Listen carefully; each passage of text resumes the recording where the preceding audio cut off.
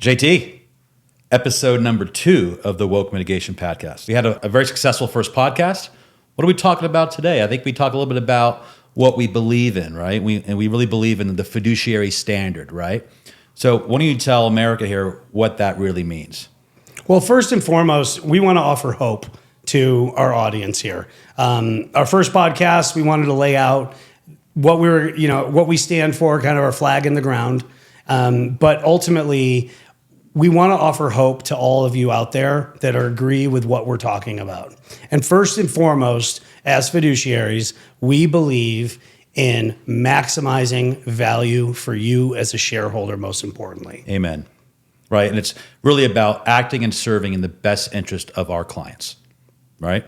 And what we found over the last few years is that standard, that fiduciary standard, has lost its way. And what's happening is that what really large Wall Street financial institutions are acting and serving in their own best interests, specifically political and social initiatives that our investors, our clients just don't agree with.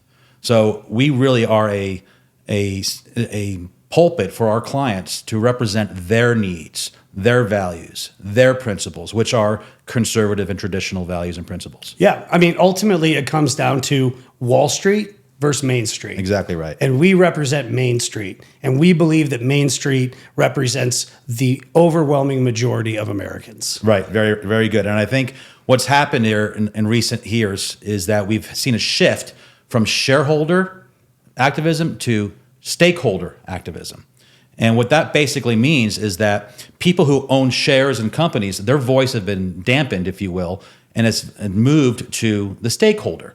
And the stakeholder is usually a group and an individual that has no skin in the game, usually does not own the company whatsoever, but they are promoting their social and political initiatives to the C-suites of these major corporations and affecting change through corporatism rather than through the ballot box. Yeah.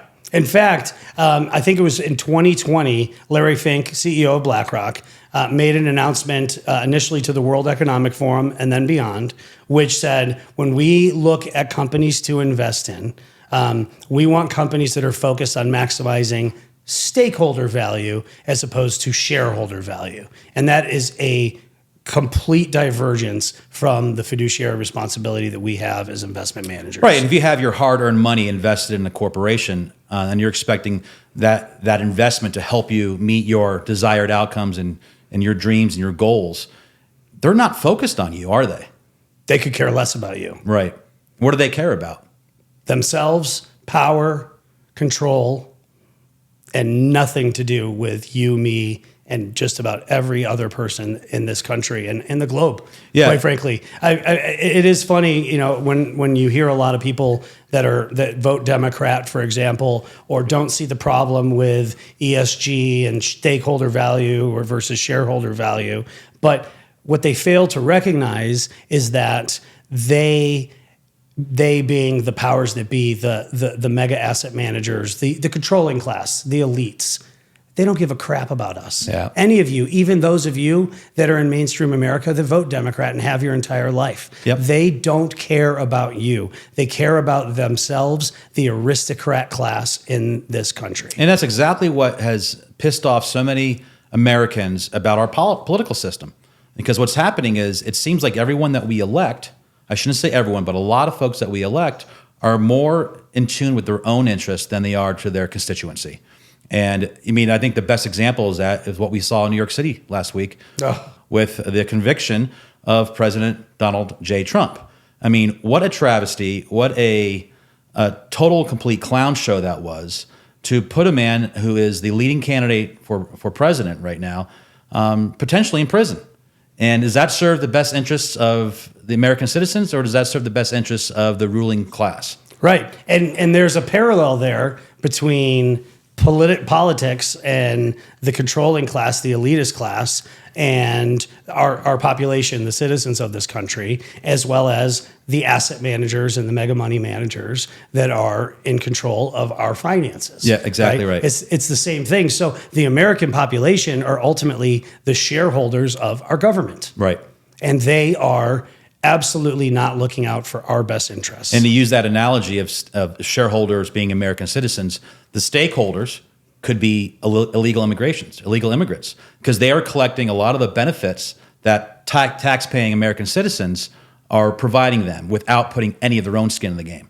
Exactly. It's why it's a very, very vague definition of what is considered a stakeholder. Yes, exactly. Right. It can be the environment. It can be the employees. It can be the community that they serve. It can be whatever they describe it or want it to be, right? Which brings it back to what we do and what's most important to us and to our clients, which is maximizing the value for the investor, the shareholder. The shareholder. Exactly right. Precisely. And it's a shame, because when we grew up in this industry, and I've been in the industry almost 30 years now, we were taught always act in the best interest of the client, right?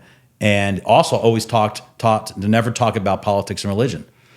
And what's happened is with the ESG movement and the DEI movement, that's just kind of gone by the way.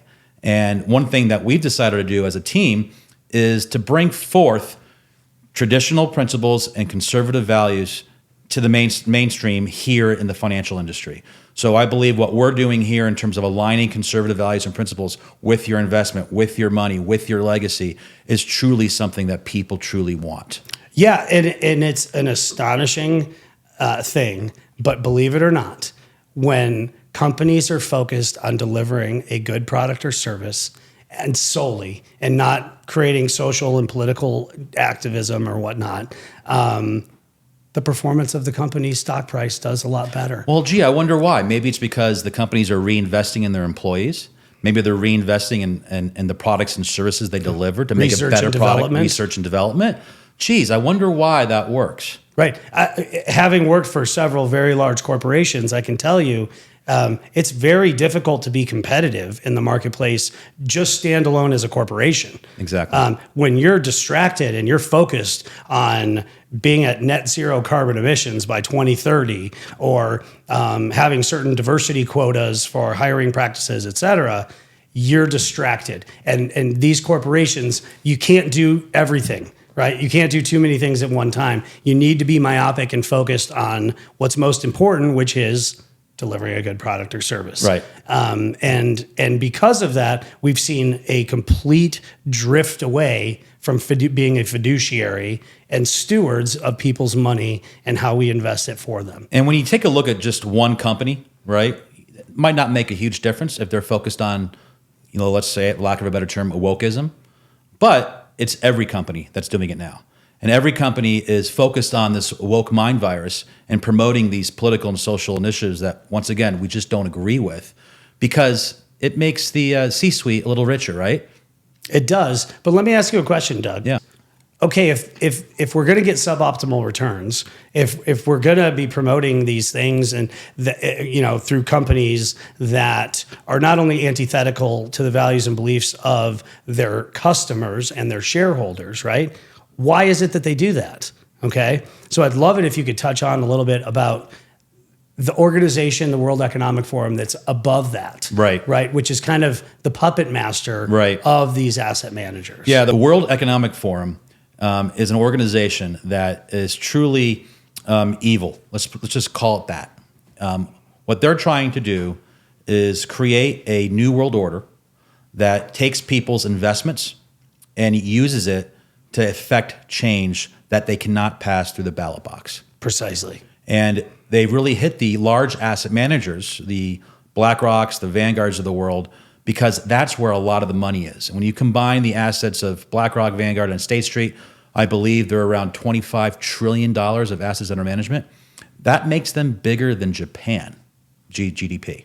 Right. So they're really the third largest country in the world when they group their ideas together, and they can really push change that way. And these CEOs of these large corporations have to listen to these asset managers because they are quite literally the largest shareholders of almost every company in the world. Right. I've witnessed firsthand how these asset managers, being the largest shareholder in a certain company, bully the C-suite to adopt these policies that are insane, that have nothing to do with maximizing value for the shareholder, strictly about promoting social and political change. Right. And again, that's being in breach of your fiduciary responsibility. JT, what you're saying in our conversation right now really affects me a lot. And you mentioned something last podcast that really struck a chord with me, that most Americans only want to be left alone. Right. They want to live their lives the way they want to live them. And what we're trying to say is that's fine. We agree with you, right? We want you to live your life the way you want to live it. But we don't want to be pushed with your lifestyle. We don't want to be force-fed your thoughts through corporatism and through this woke mind virus being pushed by the World Economic Forum and these large asset managers. So at the end of the day, all we really want to do is be left alone, go about our business, and build our family the way we want to build our family. Precisely, and that's why we started our firm and do what we do, is we want to offer the exact same thing to our clients. That's right. And we want to also let folks know that you have a choice, right? Always. You do not need to invest your money with these large asset managers that you just don't agree with. There's a ton of asset managers, ton of financial advisors that think like we do, but are too afraid to say something and too afraid to market conservative values and traditional principles to the marketplace. Why is that? Well, right. But before I get to that, more importantly, if your financial advisor, on the side agrees with you politically, philosophically, maybe even religiously, and et cetera, okay, wonderful. But are they taking a stand? No. What type of products are they recommending for you to use? The same folks, the same asset managers that we've been discussing. And by the way, we pick on those big three, right? But there's a plethora of them, right? You can just go to any asset manager's website and do a quick search on DEI or ESG and see how much they're promoting this stuff, because it is very, very systemic across that industry. Right. Because quite frankly, the financial services industry, as large as it is, right? It's a small, the small group of people, right? Right. It's the good old boys club. Right. Right. And with the good old boys club comes groupthink. Right. Groupthink. Exactly right. And quite honestly, people are afraid because they have the golden handcuffs, right? 100%. They're making a lot of money, and they don't want to overturn the apple cart, if you will. They want to keep status quo because they're maybe 5 years out of retirement, 10 years out of retirement. Their 401ks are pretty big. Their stock value is growing. So if they stand up and say their own personal values and beliefs, then they're putting their job at risk, aren't they?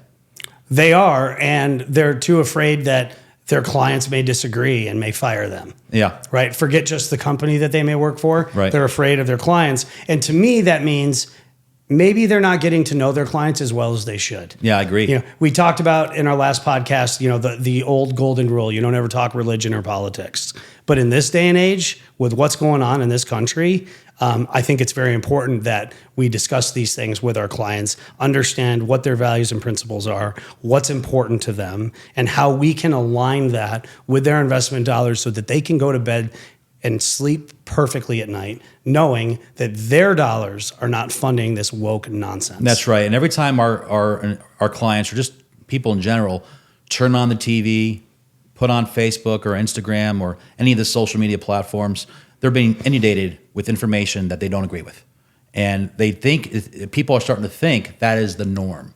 But we're here to tell people that it's not the norm. People still think that traditional values rule the day, right? Or rule the day, excuse me, and that conservative investing techniques and principles truly are the best way to invest folks' money. 100%. I mean, just think about it, right? Would you arbitrarily, if you could look at company A and you could look at company B, right? Company A, they're social justice warriors. They have great D&I policies. They have this cool, hip work environment. Everything's gravy. But are they focused on what's most important? Right. Which is making a profit for their outside investors. I mean, look what happened to poor Mike Lindell, right? Oh. My Pillow. Yes. Right? He actually had enough guts to stand up and tell the world what he believes in. And man, did they take him out. They did. Right? They started. He's not alone. But guess what? I remember that Bed Bath & Beyond pulled his products from their store. What happened to Bed Bath & Beyond? Stock went. Pew. Yeah, I think they're out of business now. Yeah. Right? Or pretty darn close if they're not. Yeah, they filed for bankruptcy, but the stock price plummeted. They're restructuring, but that's just a perfect example. Right. Right. And that just goes to show the power that we have, not only through our investments, but through the companies that we decide to do business with on a day-to-day basis. Now, you can't avoid all of them, right? Right. Like you may need to take your family to Disney. What is it, the Magical Kingdom? Right. For families and for young children. Right. Or you may have to go to Target every once in a while, right? To buy something. Well, that's exactly okay. right. But there are a lot of other options out there, right, with companies that are not promoting this stuff. They're apolitical, right, and quite frankly, that's ideal for us. Right, we want them to stay out of all of this. It's not their place. Right, their place is to maximize value for their shareholders. Right. If that's not what they're focused on, not only are they in breach, but a fiduciary responsibility, but maybe they should go private. Right. Because when you take in public outside investors' money, you have an obligation to them to do what's in their best interest. Well, you touched on something I want to talk a little bit about is should clients always ask us, should we boycott company ABC, right? And we always tell folks, feel comfortable to boycott a company at the cash register, right? Because, that might make you feel good, right? But you really can't boycott all the companies that are involved in your life. Well, they're all woke. They're all woke, right? So if you were to boycott, say, I'm putting my fist down. We're not going to do business with any company that's woke. Well, I got news for you. You're probably going to be living in a cabin in the woods, right? Because your bank who's got your mortgage, they're woke, right? Where you buy your groceries, they're woke. Your cell phone provider, they're woke. Everybody's woke, and that's why it's really important for us to stress this: is that we can't, unfortunately, at this point in juncture, eliminate your exposure to wokeism, but we sure can mitigate your woke risk. Yes, especially when the light bulb goes off and you recognize and understand that the reason that these companies have gone woke and are doing things that are just beyond your comprehension, it isn't necessarily because of the corporation themselves is woke one day, right? It all stems down to the asset managers that are the largest shareholders of these companies. Right. They bully the board of directors, they bully shareholders, the whole nine, right? But you have a choice. Right. You don't have to work with those asset managers. You should boycott those asset managers. Exactly. If everybody one day decided, listen, we're going to divest from these mega asset managers that are just pushing woke ideology down everybody's throats. Game's over, man. Game is over. We win. It's that simple. Blackrock and Vanguard and these large asset managers, the large Wall Street firms, they use our money to do their business. Correct. Right? It's even more nefarious. Our former company, Northern Trust, right? They are the premier private bank, wealth manager, et cetera, for the swamp of Chicago. Right. If everybody knows the Windy City is not called the Windy City because it's windy there. Okay. That's it's because all the politicians are full of crap. Yes. Right. And guess who manages all the money for that machine, the Obama machine, everybody out of Chicago, but stems beyond, and that's companies like Northern Trust, respected wealth managers, right. So it's also not just the asset managers and the funds that you choose, but it's the wealth managers you use. Yeah, that's exactly right. And one thing that people should realize and be aware of is that just because you do business with ABC Bank, XYZ financial institution, whatever it might be, their largest shareholders are still the Blackrock, Vanguards, and State Streets of the world. So these banks who are in the business of building people's wealth and holding their money so that they can buy a mortgage or get another mortgage or whatever it may be, they are owned and controlled by these companies, which is more importantly being controlled by initiatives being passed down by the World Economic Forum. Exactly, which is the root of all the evil that we're seeing happening right now, because you have unelected people, some elected officials like Trudeau and people like that, they're all members, but the CEOs of all the major financial institutions and corporations, they're all members and board members of that World Economic Forum. And you may remember this, that President Trump, when he was president a few years back, he actually spoke at the WEF. And he threw down the gauntlet and he said, we are going to be Americans, essentially. He paraphrasing, of course. It's like, we don't believe in this new world order. We're going to continue to do our thing, our own thing, which will benefit the entire world, right? We are the light at the top of the hill, right? We are the shining castle, right? And without American ingenuity, American exceptionalism, the rest of the world falls apart. we are the last stand. Yeah. I have a call to action to all of our listeners. Talk to your financial advisor. Yes. Right? And don't just wonder what their personal views are in politics so you can buddy up or whatnot, but take a look at your portfolio. We'll take a look at your portfolio, right? And we'll tell you how exposed you are and how much money you're actually funding this nonsense that's antithetical to your beliefs, right? Work with people like us, right? That's why we're here. We said earlier, and it's true, we're the first to do this. There are a few guys that are, stemming out there and testing the waters, but we're bold, we're unafraid, and if aligning your values and principles, traditional conservative Christian values and principles with your investments, give us a call. Yeah. Just to pivot a little bit on that and kind of make a point about how important it is for people to realize this, right? If you take a look at any TV show that's on TV and you just wait for the commercials, who's advertising on NBC, ABC, Fox? Who's advertising? Well, usually Pfizer is one of the top ones, right? Exactly. Pushing a vaccine. Right. It's the pharmaceutical companies. Yep. And they have such big pockets that they're advertising everywhere. So it makes me think and makes me wonder, and I know there's tons of videos and memes out there regarding this topic, is that why wasn't there enough questioning of the COVID vaccine during the heyday of the vaccine rollout? And maybe it's because Pfizer and Moderna and whatever companies, Johnson & Johnson, were paying the bills.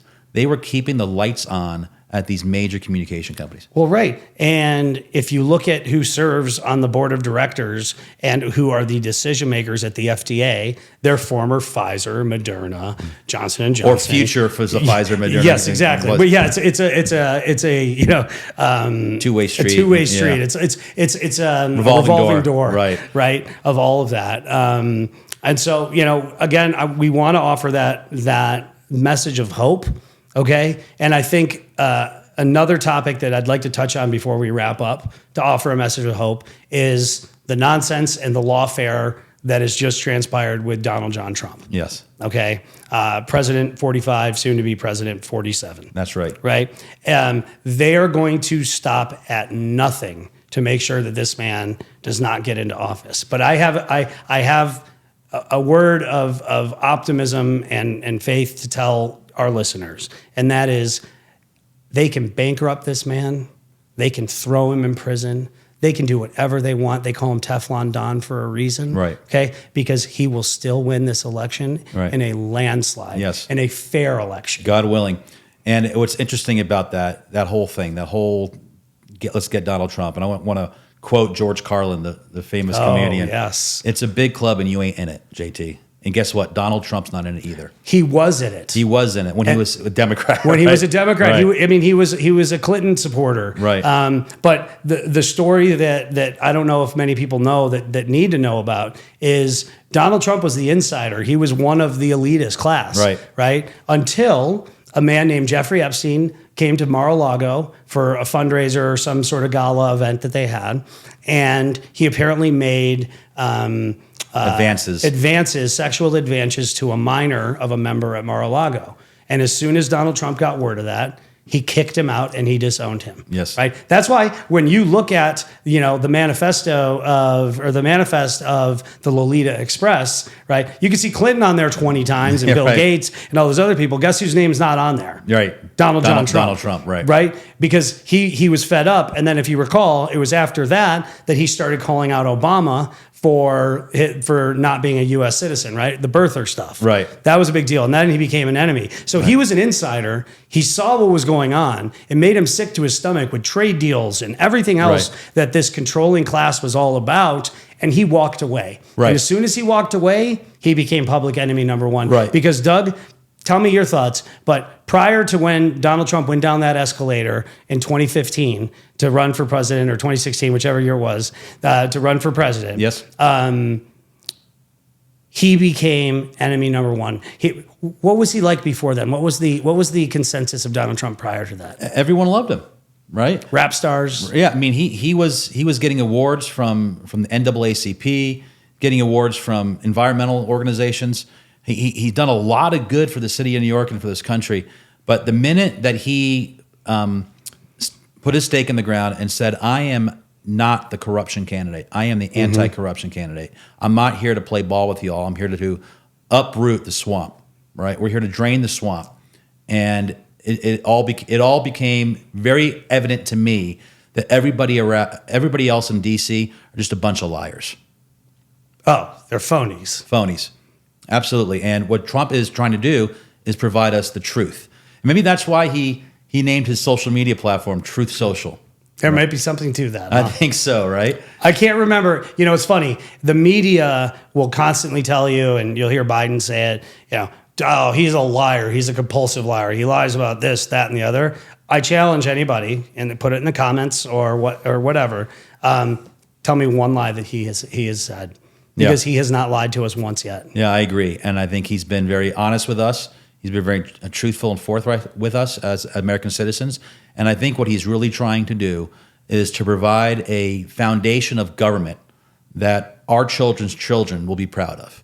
And it just takes a little bit of time, right? It takes a lot of elbow grease because there's a lot of cleaning to do. And they realize that if he gets back in office again, D.C. is going to be drained. Yes, but it's not just one man. Right? We discussed this earlier in our last podcast, and it's worth noting again. It all comes down to you. Right. Right? The individual. The individual. Forget being an armchair conservative. Get out there, right? Be just bold and be honest. And again, you have God and facts on your side. So, what do you have to lose? And you don't have to make a big fuss on social media. Just talk to your family about it. Right. Talk to the folks that maybe your third cousin twice removed, who's this crazy lib. That maybe you just have a conversation with him. Now you probably won't be able to turn him around, but just present facts and truth. 100%. You may be able. Whether or not you can change their mind is debatable, because I believe that there's a certain percentage of this population that struggle with a true, I'm not a psychiatrist, but a true mental illness called Trump derangement syndrome. Yeah, TDS. TDS. Right. And I don't think that's curable. Yeah. Right. So it's sometimes not worth trying to change those people's minds, but the people that are on the fence, the people that don't really pay attention to what's going on the day-to-day basis, which I think is most people, quite frankly. Yeah.